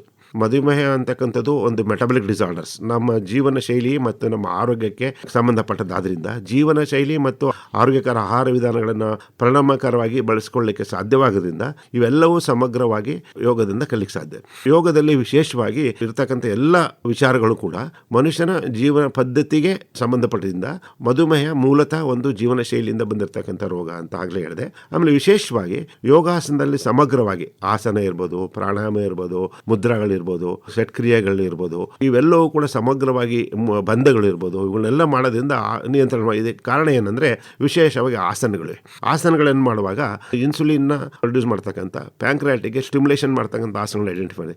ಇದ್ರ ಬಗ್ಗೆ ಸಾಕಷ್ಟು ಸಂಧಾನಗಳು ಕೂಡ HR ನಾಗೇಂದ್ರ ಸರ್ ಕೇಳಿರ್ಬೋದು, ಅವರು ಮತ್ತು ನಾಗರತ್ನ ಮೇಡಮ್ ಅವರು, ಇವರೆಲ್ಲ ಇದು ಯೋಗ ಮತ್ತು ಮಧುಮೇಹ ಅಂತಕ್ಕಂಥದ್ರ ಬಗ್ಗೆ ಪ್ರೌಢ ಪ್ರಬಂಧಗಳನ್ನು ಬರೆಸಿದ್ದಾರೆ ಮತ್ತು ಕೈವಲ ಒಂದೇ 1,000ಕ್ಕೂ ಹೆಚ್ಚು ಪ್ರಬಂಧಗಳು ಮಂಡಿತ. ಯಾವ ಆಸನಗಳು ಉಪಕಾರಿ? ಮಂಡೂಕಾಸನ, ಶಶಾಂಕಾಸನ, ಮಯೂರಾಸನ, ಅರ್ಧ ಮತ್ಸ್ಯೇಂದ್ರಾಸನ, ಇವು 4 ಆಸನಗಳು ಅಂತ ಎಸ್ಟಾಬ್ಲಿಸಿವೆ. ಅದೇ ಥರ ಪ್ರಾಣಾಯಾಮದಲ್ಲಿ ಶೀತಲಿ ಪ್ರಾಣಾಯಾಮ ಅನುಕೂಲ ಆಗುತ್ತೆ ಅಂತ ಹೇಳ್ತಾರೆ. ಮುದ್ರಾ ಆಗಲಿ ಷಣ್ಮುಖಿ ಮುದ್ರಾ ಅಂತ ಹೇಳಿದ್ದಾರೆ. ಹೀಗಾಗಿ ಎಲ್ಲದರಲ್ಲೂ ಕೂಡ ನಾವು ಯೋಗಕ್ಕೆ ಚಿಕಿತ್ಸೆ ರೂಪದಲ್ಲಿ ನೋಡುವಾಗ ಆಸನ, ಪ್ರಾಣಾಯಾಮ, ಅದಕ್ಕಿಂತ ಮುಖ್ಯವಾಗಿ ಯಮನಿಯಮಗಳನ್ನು, ಜೀವನ ಶೈಲಿಗಳನ್ನು. ಆಸನ ಅಂತ ಅಂದರೆ ತುಂಬ ಕಷ್ಟಪಟ್ಟು ಮಾಡಬೇಕು ಅಂತೇನಿಲ್ಲ. ಯೋಗ ವಾಂಗ್ಮಯದಲ್ಲಿ ಗೇರಂಡ ಸಂಹಿತೆ, ಹಠಯೋಗ ಪ್ರದೀಪ, ಪತಂಜಲಿ ಯೋಗ, ಶಿವ ಸಂಹಿತೆಗಳಲ್ಲಿ ಯೋಗ ಆಸನ ಅಂತಂದರೆ ಸ್ಥಿರ ಸುಖಮ ಆಸನ ಅಂತ ಹೇಳ್ತಕ್ಕಂಥದ್ದು. ಯಾವುದಲ್ಲಿ ನಾವು ಸ್ಥಿರವಾಗಿ ಸುಖವಾಗಿ ಕೂತ್ಕೊಳ್ಳಿಕ್ಕೆ ಸಾಧ್ಯವೋ ಅದನ್ನು ಆಸನ. ಹಾಗಾಗಿ ಪ್ರತಿಯೊಬ್ಬರು ಮಧುಮೇಹ ರೋಗಿಯು ಆಸನಗಳನ್ನು ಅವರ ಅನುಕೂಲ ಸ್ಥಿತಿಯಲ್ಲಿ ಕೂಡಿದ ಹೆಚ್ಚು ಕಾಲ ಮಾಡೋದ್ರಿಂದ ಪರಿಣಾಮ ಬೀರುತ್ತೆ. ಅದೇ ರೀತಿ ಪ್ರಾಣಾಯಾಮ ಹೇಳಿದಾಗಲೇ ಪ್ರಸ್ತಾಪ ಮಾಡಿದೆ, ಧ್ಯಾನ ಧಾರಣದ ಮೇಲೆ, ಇವೆಲ್ಲವೂ ಸಮಗ್ರವಾಗಿ ಮೆದುಳಿನ ಮೇಲೆ ಪ್ರಭಾವ ಬೀರೋದ್ರಿಂದ, ಆಮೇಲೆ ಆಸನಗಳು ನಮ್ಮ ದೇಹ ರಚನೆಗೆ ಮತ್ತು ಕ್ರಿಯೆಗೆ ಅನುಗುಣವಾಗಿಯೇ ರೂಪಿಸಲ್ಪಟ್ಟಿರೋದ್ರಿಂದ ಅವು ಒಂದು ನಿಜವಾಗಿರ್ತಕ್ಕಂಥ ಆಕ್ಟಿವಿಟಿನ ಮಾಡುತ್ತೆ. ಕ್ರಿಯೆಯ ಪರಿಣಾಮಗಳು ಹೆಚ್ಚು ಕಾಲ ದೇಹದಲ್ಲಿರ್ತವೆ. ಆಮೇಲೆ ಅದನ್ನು ನಿರಂತರವಾಗಿ ಮಾಡೋದ್ರಿಂದ ಅಡಾಪ್ಟಿವಿಟಿ ಬರುತ್ತೆ. ಅಡಾಪ್ಟಿವಿಟಿ ಬಂದ ಮೇಲೆ ಅವು ಚಿಕಿತ್ಸೆಗೆ ಪೂರಕವಾಗ್ತವೆ ಸರ್. ಯೋಗವನ್ನು ಚಿಕಿತ್ಸೆಗೆ ಬಳಸ್ಕೋಬಹುದು, ಕಾಯಿಲೆಗಳಿಗೆ ಚಿಕಿತ್ಸೆಯಾಗಿ ಯೋಗ ಮಾಡಬಹುದು ಅನ್ನೋ ಪರಿಕಲ್ಪನೆ ಯಾವಾಗಲಿಂದ ಬಂದದ್ದು? ಪರಿಕಲ್ಪನೆ ಒಂದು ಶತಮಾನಕ್ಕಿಂತ ಹೆಚ್ಚು ಕಾಲದಿಂದಲೂ ಇತ್ತು ಸರ್. ಅದರ ಬಳಸ್ಕೊಳ್ಬೇಕಂತಕ್ಕಂಥದ್ದು. ಆಮೇಲೆ ವಿಶೇಷವಾಗಿ ಯೋಗ ಗ್ರಂಥಗಳಲ್ಲಿ ಎಲ್ಲಿಯೂ ಕೂಡ ಇದನ್ನ ಚಿಕಿತ್ಸೆಗೆ ಅನ್ನೋ ಪದ ಬಳಸಿದ್ರು ಕೂಡ ರೋಗನಾಶ ಅನ್ನೋ ಒಂದು ಪದ ಬಳಸಿದ್ದಾರೆ. ಗೇರಂಡ ಸಂಹಿತೆಯಲ್ಲಿ, ಹಠಯೋಗ ಪ್ರದೀಪಿಕೆಯಲ್ಲಿ, ಆಮೇಲೆ ಪತಂಜಲಿ ಯೋಗದ ಸೂತ್ರಗಳಲ್ಲೂ ಕೂಡ ಯೋಗವನ್ನು ಪ್ರಾಕ್ಟೀಸ್ ಮಾಡುವಾಗ, ಸಾಧನ ಪಾದದಲ್ಲಿ ಹೇಳುವಾಗ ಇದು ಮಾಡೋದ್ರಿಂದ ಆರೋಗ್ಯ ಸಿಗುತ್ತೆ ಅನ್ನೋ ಒಂದು ಮಾತನ್ನು ಪ್ರಸ್ತಾಪ ಮಾಡಿದರೆ, ಆರೋಗ್ಯಕ್ಕೆ ಪೂರಕವಾಗಬಲ್ಲದು ಅನ್ನೋ ಅಂಶವನ್ನು ಮನಗಂಡಂಥ ವೈದ್ಯ ಸಮೂಹ ಅದು ಆಗಾಗಲೇ ನಾನು ಪ್ರಾರಂಭದಲ್ಲಿ ಪ್ರಸ್ತಾಪ ಮಾಡಿದಾಗೆ 1971ರಲ್ಲಿ ನಡೆದ ಮಾನವ ಮತ್ತು ಯೋಗ, ಮಾನವ ಮತ್ತು ದರ್ಶನ, ಈ ಒಂದು ಸಂಪೂರ್ಣವಾಗಿರ್ತಕ್ಕಂಥ ಆಶಯವನ್ನು ತಂದು ಕೊಡ್ತೇವೆ ಸರ್. ಈಗಾಗಲೇ ಒಂದಷ್ಟು ಗ್ರಂಥಗಳನ್ನು ಹೇಳಿದಿರಿ. ಮಧುಮೇಹದ ಬಗ್ಗೆ ತುಂಬ ವಿವರವಾಗಿ ತಿಳಿಸಿರುವಂತಹ ಯೋಗ ಗ್ರಂಥಗಳಲ್ಲಿ ಇದ್ರ ಬಗ್ಗೆ ಏನಾದರೂ ಹೇಳಲಾಗಿದೆಯಾ? ಯೋಗ ಗ್ರಂಥ ಹಳೆ ಗ್ರಂಥಗಳಲ್ಲಿ ಪ್ರಸ್ತಾಪ ಇಲ್ಲ ಸರ್. ಇವು ಮಧುಮೇಹದ ಬಗ್ಗೆ ಹೆಚ್ಚು ಪ್ರಸ್ತಾವವಾಗಿರ್ತಕ್ಕಂಥ ಪುರಾಣ ಗ್ರಂಥಗಳಿವೆ. ವಿಶೇಷವಾಗಿ ಚರಕ ಮತ್ತು ಶುಷ್ಠದಲ್ಲಿ ಅದು ಮಧುಮೇಹದ ಬಗ್ಗೆ ಸಂಪೂರ್ಣ ಮಾಹಿತಿ ಇದೆ. ಉಪದ್ರವಗಳಿಂದ ಹಿಡಿದು ಚಿಕಿತ್ಸೆಯಿಂದ ಹಿಡಿದು ಇರತಕ್ಕಂಥದ್ದು. ಯೋಗಕ್ಕೆ ಸಂಬಂಧಪಟ್ಟಂಥ ಗ್ರಂಥಗಳನ್ನು ಡಾಕ್ಟರ್ HR ನಾಗೇಂದ್ರ ಮತ್ತು ಡಾಕ್ಟರ್ ನಾಗರತ್ನ ಮೇಡಮ್ ಅವರು ಬರೆದಿರ್ತಕ್ಕಂಥ text book of yoga and diabetes mellitus, ಆಮೇಲೆ ಡಾಕ್ಟರ್ ಗರೇಟು, ಆಮೇಲೆ ಕೈವಲ್ಯಧಾಮದಿಂದ ಪುಸ್ತಕ ಪ್ರಕಾಶನವಾಗಿವೆ. ಆಮೇಲೆ ಡಾಕ್ಟರ್ K. ಉಡುಪ ಸರ್ ಬರೆದಿರ್ತಕ್ಕಂಥ ಸ್ಟ್ರೆಸ್ ಅಂಡ್ ಇಟ್ಸ್ ಮ್ಯಾನ್ ಯೋಗದಲ್ಲಿ ಅದರಲ್ಲಿ ಸಿಸ್ಟಮೆಟಿಕ್ ಆಗಿ ಹೇಗೆ ದೇಹದಲ್ಲಿರ್ತಕ್ಕಂಥ ನ್ಯೂರೋಹೆಮಲ್ ಟ್ರಾನ್ಸ್ಮಿಷನ್ ಮೂಲಕ ಅದು ತುಂಬ ಸಂಕೀರ್ಣವಾಗಿರ್ತಕ್ಕಂಥ ವಿಷಯ, ಅಂಥ ವಿಷಯಗಳನ್ನು ಪ್ರಸ್ತಾಪ ಮಾಡಿ ಒಂದು ಸಾಕಷ್ಟು ಪುಸ್ತಕಗಳನ್ನು ಬರೆದಿದ್ದಾರೆ. ಆಮೇಲೆ ಒತ್ತಡ ನಿರ್ವಹಣೆ ರಾಘವೇಂದ್ರ ಉಡುಪ ಅವರು ಕೂಡ ಒತ್ತಡ ನಿರ್ವಹಣೆ ಮತ್ತು ಕನ್ನಡದಲ್ಲಿ ಪುಸ್ತಕಗಳು ಇವೆ ಸರ್. ಯೋಗ ಅನುಸಂಧಾನ ಕೇಂದ್ರಗಳ ಬಗ್ಗೆ ತಿಳಿಸಿ. ಯೋಗ ಅನುಸಂಧಾನ ಕೇಂದ್ರಗಳಲ್ಲಿ ಪ್ರಪ್ರಥಮವಾದದ್ದು ಮಹಾರಾಷ್ಟ್ರದಲ್ಲಿರ್ತಕ್ಕಂಥ ಲೂನಾವಾದಲ್ಲಿರ್ತಕ್ಕಂಥ ಕೈವಲ್ಯಧಾಮ ಫಸ್ಟು. ಅದರ ನಂತರ ಹೇಳಬೇಕು ಅಂದರೆ TT ಕೃಷ್ಣಮಾಚಾರ್ಯರು ಚೆನ್ನೈನಲ್ಲಿರ್ತಕ್ಕಂಥದ್ದು. ಅವರು 112 ವರ್ಷಗಳ ಕಾಲ ಬದುಕಿದ್ದು. ಯೋಗ ಪರಂಪರೆಯಲ್ಲಿ TT ಕೃಷ್ಣಮಾಚಾರ್ಯ ಪರಂಪರೆ ಅಂತಲೇ ತುಂಬ ದೊಡ್ಡ ಪರಂಪರೆ ಸರ್. ಮತ್ತು BR ಸ್ಕೂಲ್ ಆಫ್ ಯೋಗದಲ್ಲಿರ್ತಕ್ಕಂಥದ್ದು, ಋಷಿಕೇಶದಲ್ಲಿ ಸ್ವಾಮಿ ಸರಸ್ವತಾನಂದಿ ಅವರು ವೈದ್ಯರ ಮೂಲತಃ ಅಲ್ಲಿ ಮಾಡಿರ್ತಕ್ಕಂಥದ್ದು. ಆಮೇಲೆ ಮುರಾರ್ಜಿ ದೇಸಾಯಿ ಸ್ಕೂಲ್ ಆಫ್ ಯೋಗದಲ್ಲಿ ಅಲ್ಲೂ ಕೂಡ ಅನುಸಂಧಾನಕ್ಕೆ ಸಂಬಂಧಪಟ್ಟ ಕೇಂದ್ರಗಳಿವೆ. ಇದ್ರ ಜೊತೆಯಲ್ಲಿ ಕರ್ನಾಟಕದಲ್ಲಿ ಸ್ವಾಮಿ ವಿವೇಕಾನಂದ ವಿಶ್ವವಿದ್ಯಾಲಯದಿಂದ HR ನಾಗೇಂದ್ರ ಅವರು ಡಾಕ್ಟರ್ ನಾಗರತ್ನ ಬೆಳೆಸ್ತಕ್ಕಂಥದ್ದು, S. ವ್ಯಾಸ ಯೂನಿವರ್ಸಿಟಿಯಲ್ಲಿ ಕೂಡ ಅನುಸಂಧಾನ ಕೇಂದ್ರಗಳಿವೆ ಸರ್. ಈಗ ಯೋಗವನ್ನು ಚಿಕಿತ್ಸೆಯಾಗಿ ನಾವು ಬಳಸುವಂತಹ ಪ್ರಕ್ರಿಯೆ ಏನಾದ್ರು ಇದ್ರೆ ಅದರ ಅನುಷ್ಠಾನದಲ್ಲಿ ಏನೆಲ್ಲ ನಿಯಮಗಳನ್ನು ನಾವು ಪಾಲಿಸಬೇಕಾಗತ್ತೆ ಅಂತೀರಿ? ಬಹಳ ಒಂದು ಉತ್ತಮವಾದ ಪ್ರಶ್ನೆ ಸರ್ ಇದು. ಯಾಕೆಂದರೆ ಯೋಗದಲ್ಲಿ ಈ ಚಿಕಿತ್ಸೆಯ ದೃಷ್ಟಿಯಿಂದ ಮಾಡುವಾಗ ಸಮಗ್ರವಾಗಿ ಯೋಚನೆ ಮಾಡಬೇಕಾಗತ್ತೆ. ನಾವಾಗಲೇ ಪ್ರಾರಂಭದಲ್ಲಿ ವಿನಯ ಮಾಡಿಕೊಂಡ ಹಾಗೆ ಯೋಗ ಅಂತಕ್ಕಂಥದ್ದು ಒಂದು ಆಧ್ಯಾತ್ಮಿಕ ಪರಿಧಿಯಲ್ಲಿ ಬರ್ತಕ್ಕಂಥದ್ದು. ಆಧ್ಯಾತ್ಮಿಕ ಪರಿಧಿಯಲ್ಲಿ ಮಾಡ್ತಕ್ಕಂಥ ಯೋಗ ಪ್ರಕ್ರಿಯೆಗಳೇನಿವೆ ಅದು ಒಂದು ಜೀವನ ಶೈಲಿಗೆ ಬಹಳ ಪ್ರಮುಖವಾಗಿ ಆಧಾರವಾಗುತ್ತೆ ಸರ್, ಯಮ ನಿಯಮಗಳಿಂದ ಮೂಲಕ. ಅದರ ನಂತರ ಆಸನಗಳನ್ನು, ಇದರಲ್ಲಿ ವಿಶೇಷವಾಗಿ ಆಹಾರ ಸೇವನೆಯಲ್ಲಿ ಒಂದು ಸಂಯಮವನ್ನು ಹೇಳ್ತಾರೆ. ಯೋಗವನ್ನು ಯಾವ ಪ್ರಾಕ್ಟೀಸ್ ಮಾಡಬೇಕು, ಎಷ್ಟು ಆಹಾರ ಸೇವನೆ ಮಾಡಬೇಕು, ಹೇಳಬೇಕಂದ್ರೆ ಕ್ಷುತ ಬುಕ್ ಅಷ್ಟಾಗಿ ಊಟ ಮಾಡಬೇಕು, ಋತು ಅನುಸಾರ ಊಟ ಮಾಡಬೇಕು, ಮಿತವಾಗಿ ಊಟ ಮಾಡಬೇಕು, ಈ ಥರ ಒಂದು ಪ್ರಸ್ತಾಪಗಳು ಇರೋದ್ರಿಂದ ಆಹಾರ ಸೇವನೆಯಲ್ಲಿ ನಿರ್ದಿಷ್ಟವಾಗಿರ್ತಕ್ಕಂಥದ್ದು. ಆಹಾರದ ಪ್ರಮಾಣ ಹೆಚ್ಚಾಗೋದ್ರಿಂದ, ಆಹಾರ ಸರಿಯಾಗಿ ದೇಹಕ್ಕೆ ಒಗ್ಗದೇ ಇರೋದ್ರಿಂದ ಹಿತವಲ್ಲದ ಆಹಾರವನ್ನು ಸೇವನೆ ಮಾಡೋದು. ಹೀಗೆ ಯೋಗ ನಿಖರವಾಗಿ ಆಹಾರವನ್ನು ಸೇವನೆಯಲ್ಲಿ ವಿಧಾನಗಳನ್ನು ಹೇಳುತ್ತೆ ಸರ್. ಹಾಗಾಗಿ ಆಹಾರ ವಿಧಾನದಲ್ಲಿ ಆಮೇಲೆ ಆಹಾರ ಪಚನ ಪರಿಣಾಮವಾಗಲು ಕೂಡ ಕೆಲವು ಯೋಗ ಆಸನಗಳನ್ನು ಪ್ರಾಕ್ಟೀಸ್ ಮಾಡಬೇಕಾಗುತ್ತೆ. ಅದ್ರ ಜೊತೆಯಲ್ಲಿ ಪ್ರತಿನಿತ್ಯ ಅಂತರ್ಗತವಾಗಿ ಯೋಚನೆ ಮಾಡ್ತಕ್ಕಂಥದ್ದು. ಇವತ್ತಿನ ದಿವಸ ಏನು ಒಂದು ನಾವು ಸ್ಟ್ರೆಸ್ ಕಾಜ್ ಅಂತೀವಲ್ಲ, ಸ್ಟ್ರೆಸ್ ರಿಲೇಟೆಡ್ ಎಕ್ಸ್ಪೆಕ್ಟ್ ಇಲ್ಲ, ಅದಕ್ಕೆ ಧ್ಯಾನ ಧಾರಣಗಳಿಂದ ಆಗ್ತಕ್ಕಂಥ ಪರಿಣಾಮಗಳನ್ನು ಅವು ಯೋಗದಲ್ಲಿ ಏನಾಗುತ್ತೆ, ಪ್ರಸ್ತಾಪ ಮಾಡೋದು ಎಷ್ಟು ಸರಿಯೋ ತಪ್ಪೋ ಮಿಸ್ಟಿಕ್ ಪವರ್ಸ್, ಅತೀಂದ್ರಿಯವಾಗಿರ್ತಕ್ಕಂಥ ಪ್ರಯೋಜನಗಳು ಬರುತ್ತೆ ಅಂತೇಳಿ ಯೋಗದ ನಾನು ಪ್ರಾರಂಭದಲ್ಲಿ ಈ ಪದ ಯಾತಕ್ಕೆ ಹೇಳಿದೆ ಅಂದರೆ, ಇದು ದರ್ಶನವಾದ್ದರಿಂದ, ಜೀವನ ದರ್ಶನ, ಮನೋದರ್ಶನ ಮತ್ತು ಜೀವನ ದರ್ಶನವಾದ್ದರಿಂದ ಅವುಗಳ ಪರಿಣಾಮ ದೇಹ ಮತ್ತು ಮನಸ್ಸು ಇಂದ್ರಿಯಗಳ ಮೇಲೆ ಆಗೋದ್ರಿಂದ ಅದು ಚಿಕಿತ್ಸೆಗೆ ಅನುಕೂಲವಾಗುತ್ತೆ ಸರ್. ಚಿಕಿತ್ಸೆಯಾಗಿ ಯೋಗವನ್ನ ಬಳಸಬೇಕು ಅಂದಾಗ ಒಬ್ಬ ಉತ್ತಮವಾದ ಶಿಕ್ಷಕನ ಮೂಲಕನೇ ಯೋಗ ಕಲಿಬೇಕು ಅಂತ ಹೇಳಲಾಗುತ್ತೆ. ಈ ಯೋಗ ಶಿಕ್ಷಣ ಮತ್ತೆ ಯೋಗವನ್ನ ಚಿಕಿತ್ಸೆಯಾಗಿ ಬಳಸುವಂತಹ ವಿಚಾರಕ್ಕೆ ಸಂಬಂಧಪಟ್ಟಂತೆ ಶಿಕ್ಷಣ ಎಲ್ಲಿ ಸಿಗಬಹುದು ಮತ್ತೆ ಹೇಗೆ, ಅದ್ರ ಬಗ್ಗೆ ಹೇಳಿ ಡಾಕ್ಟರ್. ಸರಿ, ಯೋಗ ಶಿಕ್ಷಣ ಅಂತಕ್ಕಂಥದ್ದು ಒಂದು 5 ವರ್ಷದ ಡಿಗ್ರಿ ಕೋರ್ಸ್ಗಳಿದೆ ಸರ್. ನ್ಯಾಚುರೋಪತಿ ಆ್ಯಂಡ್ ಯೋಗ ಅಂತಕ್ಕಂಥದ್ದು, ಮೊರಾರ್ಜಿ ಸ್ಕೂಲ್ ಆಫ್ ದೇಶ ಯೋಗ ಅಂತಕ್ಕಂಥದ್ದು.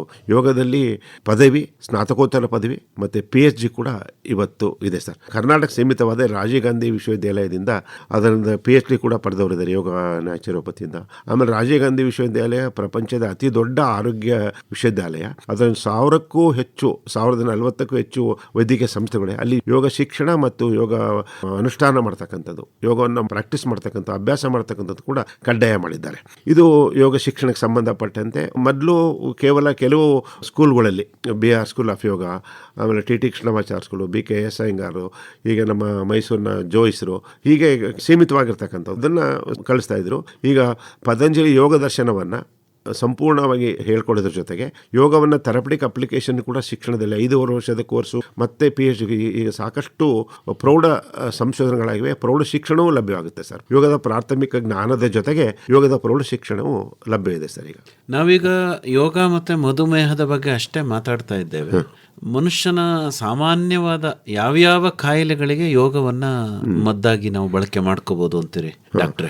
ಬಹಳ ಮುಖ್ಯವಾಗಿ ಸರ್, ಹೆಚ್ಚು ಅನುಕೂಲ ಆಗ್ತಕ್ಕಂಥದ್ದು ನಾವು ತಮಕ ಶ್ವಾಸ ಅಥವಾ ಅಲರ್ಜಿಕ್ ಬ್ರಾಂಕೈಟಿಸ್ ಅಂತೀವಿ, ಅದರಲ್ಲಿ ಹೆಚ್ಚು ಅನುಕೂಲ ಆಗ್ತಕ್ಕಂಥದ್ದು. ಅದರಲ್ಲಿ ನಿಖರವಾಗಿರ್ತಕ್ಕಂಥ ಆಸನಗಳನ್ನು, ನಮ್ಮ ಪವನಮುಕ್ತ ಆಸನ ಮಾಡೋದು ನಾವು ಮೊದಲನೇದಾಗಿ. ಆಮೇಲೆ ಎರಡನೇದಾಗಿ ಇವತ್ತು ಕಂಟ್ರೋಲ್ಗೆ ಸಿಗದಿರ್ತಕ್ಕಂಥ ಎಂಡೋಕ್ರೈನಲ್ ಡಿಸಾರ್ಡರ್ಸ್ ಏನಂತೀವಿ, ಥೈರಾಯ್ಡ್ ಡಿಸಾರ್ಡರ್ಸ್ ಅಲ್ಲಿ ವಿಶೇಷವಾಗಿ ಅಷ್ಟೊಂದು ಅಭಿವೃದ್ಧಿ ಆಗಿದ್ರು ಕೂಡ, ನಾಲೆಡ್ಜ್ ಸಿಕ್ಕಿದ್ರು ಕೂಡ, ಥೈರಾಯ್ಡ್ ಸಂಬಂಧಪಟ್ಟಂಥ ಡಿಸೀಸ್ಗಳಲ್ಲಿ ವಿಶೇಷವಾಗಿ ಹೃದಯದ ಬಡಿತ ಹೆಚ್ಚಾಗಿರ್ತಕ್ಕಂಥ ಸಂದರ್ಭದಲ್ಲಿ ಶವಾಸನದ ಮೂಲಕ, ಕೆಲವು ಕ್ರಿಯೆಗಳ ಮೂಲಕ ಚಿಕಿತ್ಸೆ ಮಾಡಲಿಕ್ಕಾಗುತ್ತೆ. ಆಮೇಲೆ ವಿಶೇಷವಾಗಿ ಪ್ರಾಸ್ಟೇಟ್ ಎನ್ಲಾರ್ಜ್ಮೆಂಟ್ ಅಂತ ಹೇಳ್ತೀವಿ, ಅದು ಬಹಳ 50 ವರ್ಷದ ನಂತರ ಬಹಳ ಗಂಭೀರವಾಗಿರ್ತಕ್ಕಂಥ ಪ್ರಶ್ನೆ ಆಗ್ತಿದೆ. ಬದ್ಧಕೋನಾಸವನ್ನು ನಿರಂತರವಾಗಿ ಮಾಡೋದ್ರಿಂದ ಪ್ರಾಸ್ಟೇಟ್ ಎನ್ಲಾರ್ಜ್ಮೆಂಟ್ನ ತಡಿಲಿಕ್ಕೆ ಸಾಧ್ಯ ಅಂತಕ್ಕಂಥದ್ದು ಕಂಡಿದೆ. ಆಮೇಲೆ ಬಹಳ ಸರ್ವೇ ಸಾಮಾನ್ಯವಾಗಿರ್ತಕ್ಕಂಥ ಆಸ್ಟಿಯೋ ಆರ್ಥರೈಟಿಸೋ ಅಥವಾ ಕೀಲು ನೋವು ಏನಂತೀವೋ ಅದನ್ನು ಕೂಡ ಪ್ರತಿನಿತ್ಯ ಪ್ರತಿಯೊಂದು ಕಾಯಿಲೆಗೂ ನಿಖರವಾಗಿರ್ತಕ್ಕಂಥ ಆಸನಗಳಿವೆ. ಉದಾಹರಣೆಗೆ ಯಾವುದೇ ಕಾಯಿಲೆ ತೊಗೊಂಡ್ರು ಕೂಡ, ಇದು ಅಸ್ತಮಾಗೆ ಹೇಳಿದೆ, ಪವನಮುಕ್ತ ಆಸನ ಅಂತ ಹೇಳಿದೆ. ಆಮೇಲೆ ಮಧುಮೇಹ ಮಯೂರಾಸನ ಅಂತ ಹೇಳಿದೆ. ಅದ್ರ ಜೊತೆಯಲ್ಲಿ ಬೆನ್ನು ಹೇಳಿದೆ, ಲಂಬಾರ್ ಸ್ಪೈನ್, ಅದು ಕೂಡ ಕಟಿಚಕ್ರಾಸನ ಮಾಡ್ತಕ್ಕಂಥದ್ದು, ಆಮೇಲೆ ಶಲಭಾಸನ ಮಾಡ್ತಕ್ಕಂಥದ್ದು, ಸರ್ವಾಂಗಾಸನ ಮಾಡ್ತಕ್ಕಂಥವು. ಇವು ಆಸನ ಒಂದು ಪ್ರಾಥಮಿಕ ಪ್ರಯತ್ನ. ಅದ್ರ ಜೊತೆಯಲ್ಲಿ ಇನ್ನು ಮಿಕ್ಕಿರತಕ್ಕಂಥ ಪ್ರಕ್ರಿಯೆಗಳನ್ನು, ಷಟ್ಕರ್ಮಗಳಿರ್ಬೋದು ಅಥವಾ ಮುದ್ರೆಗಳಿರ್ಬೋದು, ಇವುಗಳನ್ನು ಮಾಡೋದ್ರಿಂದ ಅನುಕೂಲ ಆಗುತ್ತೆ ಸರ್. ಬಹಳಷ್ಟು ಜನರಿಗೆ ಆಸನ ಮಾಡುವಂತ ಪರಿಸ್ಥಿತಿನೆಲ್ಲ ಇರೋದಿಲ್ಲಪ್ಪ ಡಾಕ್ಟ್ರೆ. ಅಂದ್ರೆ ಏನೋ ನಾನಾ ಕಾರಣಗಳಿಂದ ಹೌದು. ಅಂಥವ್ರಿಗೆ ಯಾವ ರೀತಿಯ ಚಿಕಿತ್ಸೆಯನ್ನ ಯೋಗದ ಮೂಲಕ ಹೇಳಲಾಗತ್ತೆ? ಯೋಗದ ಆಸನ ಮಾಡಲಿಕ್ಕೆ ಇಂಥದೇ ಆಸನವನ್ನೇ ಹೇಳುವಾಗಲೇ ಪ್ರಾಥಮಿಕ ಆಸನಗಳು, ಮಾಧ್ಯಮಿಕ ಆಸನಗಳು, ಪ್ರೌಢಾಸನಗಳು ಅಂತ ಅದನ್ನು ಅಭ್ಯಾಸ ದೃಷ್ಟಿಯಿಂದ ಹೇಳಿದ್ದಾರೆ. ಚಿಕಿತ್ಸೆಯ ದೃಷ್ಟಿಯಿಂದ ಹೋದಾಗಲೇ ಸರ್ ಸ್ಥಿರ ಸುಖಮ ಆಸನ, ಯಾವುದೇ ಸ್ಥಿತಿಯಲ್ಲಿ ಒಬ್ಬ ವ್ಯಕ್ತಿ ಇರ್ಲಿಕ್ಕೆ ಸಾಧ್ಯವೋ ಅದನ್ನ ಆಸನವಾಗಿ ಮಾಡ್ಕೊಳ್ಬೇಕಾಗುತ್ತೆ. ಅದ್ರ ಜೊತೆಯಲ್ಲಿ ತುಂಬಾ ಸುಲಭವಾಗಿ ಮನಸ್ಸಿನ ಮೇಲೆ ಹೆಚ್ಚು ಪ್ರಯೋಜನ ಮಾಡ್ತಕ್ಕಂಥ ಆಸನಗಳಾಗಿರ್ತಕ್ಕಂಥ ಶವಾಸನ ಇರ್ಬೋದು, ಯೋಗ ನಿದ್ರಾ ಇರ್ಬೋದು, ಇವುಗಳನ್ನ ಯೋಗವನ್ನ ಮಾಡಲಿಕ್ಕೆ ಅಭ್ಯಾಸ ಮಾಡಲಿಕ್ಕೆ ಕಷ್ಟ ಆದವರು ಮಾಡ್ಲಿಕ್ಕೆ ಸಾಧ್ಯ ಇದೆ ಸರ್. ಇದ್ರ ಜೊತೆಗೆ ಪ್ರಾಣಾಯಾಮವನ್ನು ಕೂಡ ಅನುಸರಿಸಿ ಮಾಡಿಕೊಂಡ್ರೆ ಅನುಕೂಲ ಆಗುತ್ತೆ ಸರ್. 12ನೇ ಯೋಗ ದಿನಾಚರಣೆಯನ್ನು ನಾವು ಮಾಡ್ತಾ ಇದ್ದೇವೆ ಅಂತಾರಾಷ್ಟ್ರೀಯ ಮಟ್ಟದಲ್ಲಿ. ಅದ್ರ ಬಗ್ಗೆ ಏನಾದರೂ ಹೇಳಕ್ಕೆ ಇಷ್ಟಪಡ್ತೇನೆ ಸರ್? ವಿಶೇಷ ಅಂದರೆ ಅಂತಾರಾಷ್ಟ್ರೀಯ ಮಟ್ಟದಲ್ಲಿ ಯೋಗದ ಪರಿಕಲ್ಪನೆ ಬಂದಿದ್ದು 2014ನ UNA ಸಂಸ್ಥೆಯಲ್ಲಿ. ನರೇಂದ್ರ ಮೋದಿ ಅವರು ಆಗಿನ ಪ್ರಧಾನಿಗಳು 27ನೇ ಸೆಪ್ಟೆಂಬರ್ನಂದು ಅದಕ್ಕೆ ಪ್ರಸ್ತಾವನೆ ಇಟ್ಟರು, ಅಂತಾರಾಷ್ಟ್ರೀಯ ಯೋಗ ದಿನ ಮಾಡಬೇಕು ಅನ್ನೋ ಪ್ರಸ್ತಾವನೆಯನ್ನು. ವಿಶ್ವಸಂಸ್ಥೆಯ ಒಂದು ಇತಿಹಾಸದಲ್ಲೇ ಬಹಳಷ್ಟು ರಾಷ್ಟ್ರಗಳು 177ಕ್ಕಿಂತ ಹೆಚ್ಚು ದೇಶಗಳು ಆ ಪ್ರಸ್ತಾವನೆಯನ್ನು ಅಂಗೀಕರಿಸಿದ್ದು. ಆಮೇಲೆ ಕೇವಲ 80 ದಿನಗಳ 60-70 ದಿನಗಳಲ್ಲಿ ಅದು ಅಂಗೀಕಾರವಾಯಿತು ಸರ್. ಅದು ಬಹಳ ವಿಶೇಷವಾಗಿರ್ತಕ್ಕಂಥದ್ದು. ಆಮೇಲೆ ಜಗತ್ತು ಒಂದು ವಸುದೈವ ಕುಟುಂಬಕ್ಕನ್ನು ಒಂದು ಜಗತ್ತನ್ನು ಒಂದುಗೂಡಿಸಿದ ಒಂದು ಸಂಕೇತವಾಗಿದೆ ಸರ್ ಅದು ಯೋಗ. ಹಾಗಾಗಿ ಪ್ರತಿ ವರ್ಷ ಯೋಗ ಒಂದೊಂದೇ ಒಂದು ಘೋಷಿತ ವಾಕ್ಯಗಳನ್ನು ಥೀಮ್ಗಳನ್ನ ಇಟ್ಕೊಂಡು ಬರ್ತವೆ. ನಾವು ಇಷ್ಟೊತ್ತು ಪ್ರಸ್ತಾಪ ಮಾಡಿದ ಮಧುಮೇಹ ಮತ್ತು ಯೋಗದ ವಿಚಾರನ 2017ರಲ್ಲಿ ಆರೋಗ್ಯ ಮತ್ತು ಯೋಗ ಅಂತ ಮಾಡಿ ಅದರಲ್ಲಿ ಮಧುಮೇಹಕ್ಕೆ ಸಂಬಂಧಪಟ್ಟ ಯೋಗದ ಎಲ್ಲ ಅನುಸಂಧಾನಗಳ ಮಾಡತ್ತು. ಅದೇ 2019ರಲ್ಲಿ ಕೋವಿಡ್ ಮತ್ತು ಯೋಗ ಅಂತ ಹೋಮ್ ಕ್ಯಾಂಪೇನ್ ಮಾಡಿಬಿಟ್ಟು ಅದು ಲಕ್ಷಾಂತರ ಜನಕ್ಕೆ ತಲುಪುವಂಥದ್ದಾಯ್ತು ಸರ್. ಡಾಕ್ಟರ್ ಗುರುಬಸವರಾಜ್ ಅವರೇ, ಮನುಷ್ಯನ ಒಂದು ಆರೋಗ್ಯಕ್ಕೆ ನಾವು ಪೂರಕವಾಗಿ ಮಾತಾಡುವಾಗ ಆಧ್ಯಾತ್ಮಿಕ ಆರೋಗ್ಯದ ಬಗ್ಗೆನೂ ನಾವು ಮಾತಾಡ್ತೇವೆ. ಹಾಗಾಗಿ ಯೋಗ, ಆಧ್ಯಾತ್ಮ, ಇದರ ಬಗ್ಗೆ ಇರುವಂತಹ ಪರಿಕಲ್ಪನೆಗಳು, ಈ ಆಧ್ಯಾತ್ಮಿಕ ಆರೋಗ್ಯದ ಮೂಲಕ ಮನುಷ್ಯ ತನ್ನ ದೈಹಿಕ ಆರೋಗ್ಯವನ್ನು ಸುಧಾರಿಸ್ಕೊಳ್ಳೋದಕ್ಕೆ ಸಾಧ್ಯವೇ? ಸಾಧ್ಯ ಸರ್, ಸಾಧ್ಯ. ತಮ್ಮ ಚಿಂತನೆಗಳು? ಸಾಧ್ಯ ಸರ್. ಯಾಕೆಂದರೆ ಶರೀರದ ಕಲ್ಪನೆಯನ್ನು ಹೇಳುವಾಗ ಶರೀರ, ಆತ್ಮ, ಇಂದ್ರಿಯ, ಮನಸ್ಸು ಅಂತ ಹೇಳ್ತಾರೆ. ಮನಸ್ಸು ಮತ್ತು ಆತ್ಮ ಅಂದರೆ ಸ್ವಂತ ಇಂಟ್ರಸೆಪ್ಷನ್ ಅಷ್ಟೇ. ಆತ್ಮ ಅಂದರೆ ಆ ಭೌತಿಕವಾದ್ದು ನಮಗೆ ನಿಲುಕದೇ ಇರತಕ್ಕಂಥದ್ದೆಲ್ಲ. ಹಾಗಾಗಿ ನಮ್ಮ ಬಗ್ಗೆ ಇಂಟ್ರಾಸ್ಪೆಕ್ಷನ್ ಅಥವಾ ನಮ್ಮಲ್ಲೇ ಸತ್ಯದರ್ಶನ ಮಾಡ್ತಕ್ಕಂಥದ್ದು ಇರೋದ್ರಿಂದ ಚಿಂತನೆ ಮತ್ತು ಚಿಂತೆಯ ಸ್ವರೂಪವನ್ನು ಬದಲಾಯಿಸೋದ್ರಿಂದ ಆಧ್ಯಾತ್ಮ ಅಂತಕ್ಕಂಥದ್ದು ಪ್ರತಿಯೊಬ್ಬ ವ್ಯಕ್ತಿಗೆ ತನ್ನಲ್ಲೇ ಪೊಟೆನ್ಷಿಯಲ್ ಅಂದರೆ ಪ್ರಚ್ಛನ್ನವಾಗಿರ್ತಕ್ಕಂಥ ಶಕ್ತಿ ಆಧ್ಯಾತ್ಮಿಕದ ಸಂಪರ್ಕ ಬಂದಾಗ, ಆಧ್ಯಾತ್ಮಿಕದ ಒಂದು ಮೂಸೆಯಲ್ಲಿ ಬಂದಾಗ ಅದು ಆರೋಗ್ಯವನ್ನು ಪಡೀಲಿಕ್ಕೆ ಸಾಧ್ಯ ಆಗುತ್ತೆ ಸರ್. ಡಾಕ್ಟರ್ ಗುರುಬಸವರಾಜ್ ಅವರೇ, ತಾವು ಚಿಕಿತ್ಸೆಯನ್ನ ನೀಡುವಂತಹ ಆಯುರ್ವೇದ ತಜ್ಞ ವೈದ್ಯರು ಅಲ್ವೇ? ಹೌದು ಸರ್. ಈಗ ಆಯುರ್ವೇದದಲ್ಲಿ ತಾವು ಔಷಧಿಯ ಬಳಕೆಯನ್ನು ಮಾಡ್ತೀರಿ. ಹೌದು ಸರ್. ಮತ್ತೆ ಬಹಳಷ್ಟು ಉಪಚಾರದ ವಿಧಾನಗಳು ಇದ್ದಾವೆ. ಈಗ ಒಬ್ಬ ವ್ಯಕ್ತಿಗೆ ಒಂದು ಸಮಗ್ರ ಚಿಕಿತ್ಸೆಯನ್ನು ತಾವು ಪ್ಲ್ಯಾನ್ ಮಾಡುವಾಗ ಯೋಗವನ್ನು ಎಲ್ಲಿ ಇನ್ಕ್ಲೂಡ್ ಮಾಡ್ಕೋತೀರಿ ಸರ್? ಸೊ ಯೋಗವನ್ನು ನಾವು ಕಾಯಿಲೆ ನಿರ್ಣಯ ಆದ್ಕೊಳ್ಳೆ ಶುರು ಮಾಡಬೇಕಾಗುತ್ತೆ. ಯಾಕಂದರೆ ಈಗ ಸಾಮಾನ್ಯವಾಗಿ ಆಯುರ್ವೇದ ತೊಂದರೆ ಇರಲಿ, ಆಯುರ್ವೇದದಲ್ಲಿ ಚಿಕಿತ್ಸೆಗೆ ಬರ್ತಕ್ಕಂಥವ್ರು ಇರಲಿ, ಅಥವಾ ಯೋಗ ಚಿಕಿತ್ಸೆಯನ್ನು ಪಡ್ಕೊಳ್ಬೇಕು ಅಂತಿರಲಿ, ಅವರು ಸಾಮಾನ್ಯವಾಗಿ ರೋಗಗಳು ಹಳೇದಾದ್ಮೇಲೆ they come only after chronicity ಆವಾಗ ಬಂದಿರೋದ್ರಿಂದ ಯೋಗವನ್ನು ಪ್ರಾರಂಭದಲ್ಲೇ ಶುರು ಮಾಡೋದ್ರಿಂದ ಯೋಗದ ಪ್ರಯೋಜನ ಹೆಚ್ಚಾಗುತ್ತೆ. ಯೋಗದಲ್ಲಿ ನಿಯಮಗಳಿವೆ. ಸತತವಾಗಿ ಮಾಡಬೇಕು, ತಪ್ಪದೆ ಮಾಡಬೇಕು, ಆಹಾರಕ್ಕೆ ಸಂಬಂಧಪಟ್ಟ ನಿಯಮಗಳನ್ನು, ಆಮೇಲೆ ಮತ್ತು ನಿದ್ರೆಗೆ ಸಂಬಂಧಪಟ್ಟ ನಿಯಮಗಳನ್ನು, ಮತ್ತು ದೇಹದ ಚಲನೆಗೆ ಸಂಬಂಧಪಟ್ಟ ನಿಯಮಗಳನ್ನು, ಇವುಗಳನ್ನು ಆಹಾರ ವಿಹಾರಗಳನ್ನು ತುಂಬ ನಿರ್ದಿಷ್ಟವಾಗಿ ಹೇಳೋದ್ರಿಂದ ಅವು ಚಿಕಿತ್ಸೆಯ ಮೇಲೆ ಅನುಕೂಲ ಪ್ರಾರಂಭದಲ್ಲೇ ಶುರು ಮಾಡಬೇಕಾಗುತ್ತೆ. ಓಕೆ, ಅಂದರೆ ಈಗ ಆತನಿಗೆ ದೈಹಿಕವಾಗಿ ಏನೇ ಸಮಸ್ಯೆ ಇದ್ದರೂ ಆತ ಏನು ಔಷಧಗಳನ್ನು ತೆಗೆದುಕೊಳ್ಳೋದರ ಜೊತೆಗೆ ಯೋಗವನ್ನು ಕೂಡ ಮಾಡೋದ್ರಿಂದ ಪರಿಣಾಮ ಜಾಸ್ತಿ ಆಗುತ್ತೆ. ಸಮಗ್ರ ಚಿಕಿತ್ಸೆಗೆ ಅನುಕೂಲ ಆಗುತ್ತೆ. ಕೇವಲ ಯೋಗ ಮಾತ್ರದಿಂದಲೇ ಕಾಯಿಲೆಗಳನ್ನು ಹುಷಾರು ಮಾಡ್ಕೊಳ್ಳೋಕ್ಕಾಗಲ್ವಾ? ಸಾಕಷ್ಟು ರೋಗಗಳಿಗೆ ಸಾಧ್ಯ ಇದೆ ಸರ್. ವಿಶೇಷವಾಗಿ ಮಾನಸಿಕ ಸಂಬಂಧ ನಾವು ಆಂಗ್ಸೈಟಿ, ಚಿತ್ತ ವ್ಯಾಕುಲತೆ ಅಂತ ಕರಿತೀವಿ. ಚಿತ್ತ ವ್ಯಾಕುಲತೆ ಅದನ್ನು ಮಾಡ್ಕೊಳ್ಳಿಕ್ಕೆ ಸಾಧ್ಯ ಇದೆ. ಏನು ಚಿಕಿತ್ಸೆ ಮಾಡ್ಕೊಳ್ಳೋದ್ರಿಂದ ಯೋಗದಿಂದನೇ ಯಾವ ಔಷಧಿಯ ಸಂದರ್ಭನೂ ಇಲ್ಲದೇ ಇವಾಗ ನ್ಯಾಚುರೋಪತಿ ಅಂಡ್ ಯೋಗ ಅಂತ ಬರುತ್ತೆ. ಎಲ್ಲರಿಗೂ ಕೂಡ ಅದ್ರವ್ಯಭೂತ ಚಿಕಿತ್ಸೆ, ಎಲ್ಲರಲ್ಲೂ ಔಷಧಿ ರಹಿತವಾಗಿರ್ತಕ್ಕಂಥ ಚಿತೆ. ಯೋಗದಿಂದ ಯಾತಕ್ಕೆ ಸಾಧ್ಯವಾಗುತ್ತೆ ಅಂದರೆ ಯೋಗದಲ್ಲಿ ನಾವು ತೆಗೆದುಕೊಳ್ತಕ್ಕಂಥ ಆಹಾರದಿಂದ, ನಾವು ಮಾಡ್ತಕ್ಕಂಥ ವಿಹಾರಗಳಿಂದ ಪರಿವರ್ತನೆ ಆಗುತ್ತೆ. ಆಮೇಲೆ ಬಹಳ ಮುಖ್ಯವಾಗಿ ನಾವು ಪ್ರಾರಂಭದಲ್ಲಿ ಹೇಳಿದೆ, ಮನಸ್ಸಿಗೆ ಚಿತ್ತದ ವ್ಯಾಕುಲತೆ ಬರ್ತಕ್ಕಂಥದ್ದು ಜನರಲ್ ಆಂಗ್ಸೈಟಿ ಡಿಸಾರ್ಡರ್ ಅಂತ ಹೇಳ್ತೀವಿ. ಅದಕ್ಕೆ ಔಷಧಿಗಿಂತಲೂ ಹೆಚ್ಚು ಕೆಲಸ ಮಾಡ್ತಕ್ಕಂಥದ್ದು ಯೋಗ ನಿದ್ರಾಸನ, ಶವಾಸನ, ಆಮೇಲೆ ಪದ್ಮಾಸನ, ಇವುಗಳಿಂದ ಸಾಕಷ್ಟು ಕಾಯಿಲೆಗಳನ್ನು ಗುಣ ಮಾಡಲಿಕ್ಕೆ, ವಿಶೇಷವಾಗಿ ಪ್ರಾಸ್ಟೇಟ್ ಎನ್ಲಾರ್ಜ್ಮೆಂಟ್ ಹೇಳಿದೆ, ಅದಕ್ಕೆ ಯಾವುದೇ ಔಷಧಿ ಇಲ್ಲದೇ ಅದನ್ನು ನಿಯಂತ್ರಣ ಮಾಡಲಿಕ್ಕೆ ಸಾಧ್ಯ ಇದೆ ಪ್ರಾರಂಭದಿಂದ ರೂಢಿ ಮಾಡಿದರೆ. ಹಾಗಾಗಿ ಸರ್ ಒಳ್ಳೆಯದು. ಡಾಕ್ಟರ್ ಗುರುಬಸವರಾಜ್ ಅವರೇ, ಇದುವರೆಗೂ ಯೋಗ ಮತ್ತು ಮಧುಮೇಹ, ಚಿಕಿತ್ಸೆಯಾಗಿ ಯೋಗದ ಬಗ್ಗೆ ಇರುವಂತಹ ಪರಿಕಲ್ಪನೆಗಳು, ಈ ಎಲ್ಲ ವಿಚಾರಗಳಿಗೆ ಸಂಬಂಧಪಟ್ಟಂತೆ ಬಹಳಷ್ಟು ಉಪಯುಕ್ತವಾದ ಮಾಹಿತಿಯನ್ನು ನೀಡಿದ್ರಿ. ವಂದನೆಗಳು. ನಮಸ್ಕಾರ. ನಮಸ್ಕಾರ ಸರ್. ಇದುವರೆಗೆ ಯೋಗ ಹಾಗೂ ಮಧುಮೇಹ ನಿಯಂತ್ರಣ ಈ ಕುರಿತು ಆಯುರ್ವೇದ ವೈದ್ಯರು ಹಾಗೂ ಯೋಗ ಚಿಕಿತ್ಸಕರಾದ ಡಾಕ್ಟರ್ ಬಿ ಗುರುಬಸವರಾಜ ಅವರೊಂದಿಗೆ ಸಂದರ್ಶನ ಕೇಳಿದಿರಿ. ಯೋಗವಾಣಿ ನಿತ್ಯ ಯೋಗ ಕುರಿತ ಬಾನುಲಿ ಸರಣಿ ಕೇಳಿದಿರಿ. ಸಹಯೋಗ ಸರ್ಕಾರಿ ಆಯುರ್ವೇದ ಸಂಶೋಧನಾ ಕೇಂದ್ರ, ಮೈಸೂರು. ನಡೆಯುವ ಮುಂದೆ ಮುಂದೆ ನಡೆಯುವ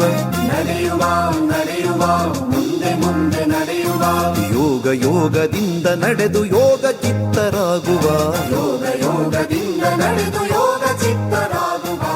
ಆತ್ಮೀಯ ಕೇಳುಗರೆ, ಪ್ರತಿ ವಾರ ಯೋಗವಾಣಿಯಲ್ಲಿ ನೀವು ಆಲಿಸಿದ ವಿಷಯ ಕುರಿತಂತೆ ಪ್ರತಿ 3 ತಿಂಗಳಿಗೊಮ್ಮೆ ಮುಕ್ತ ಪರೀಕ್ಷೆಯನ್ನ ನಡೆಸಲಾಗುತ್ತದೆ. ಪರೀಕ್ಷೆಯಲ್ಲಿ ಅಧಿಕ ಅಂಕ ಪಡೆದ ಕೇಳುಗರಿಗೆ ರಸಪ್ರಶ್ನೆ ಕಾರ್ಯಕ್ರಮವನ್ನು ನಡೆಸಿ ಆಕರ್ಷಕ ಬಹುಮಾನ ನೀಡಲಾಗುತ್ತದೆ. ಸಂಕಲನ ತೇಜಸ್ವಿನಿ ಗಿರೀಶ್. ಪರಿಕಲ್ಪನೆ ಹಾಗೂ ನಿರ್ಮಾಣ ಎನ್ ಕೇಶವಮೂರ್ತಿ. ಈ ಕಾರ್ಯಕ್ರಮ ಆಕಾಶವಾಣಿ ಮೈಸೂರು ಕೇಂದ್ರದಿಂದ ಮೂಡಿಬಂತು.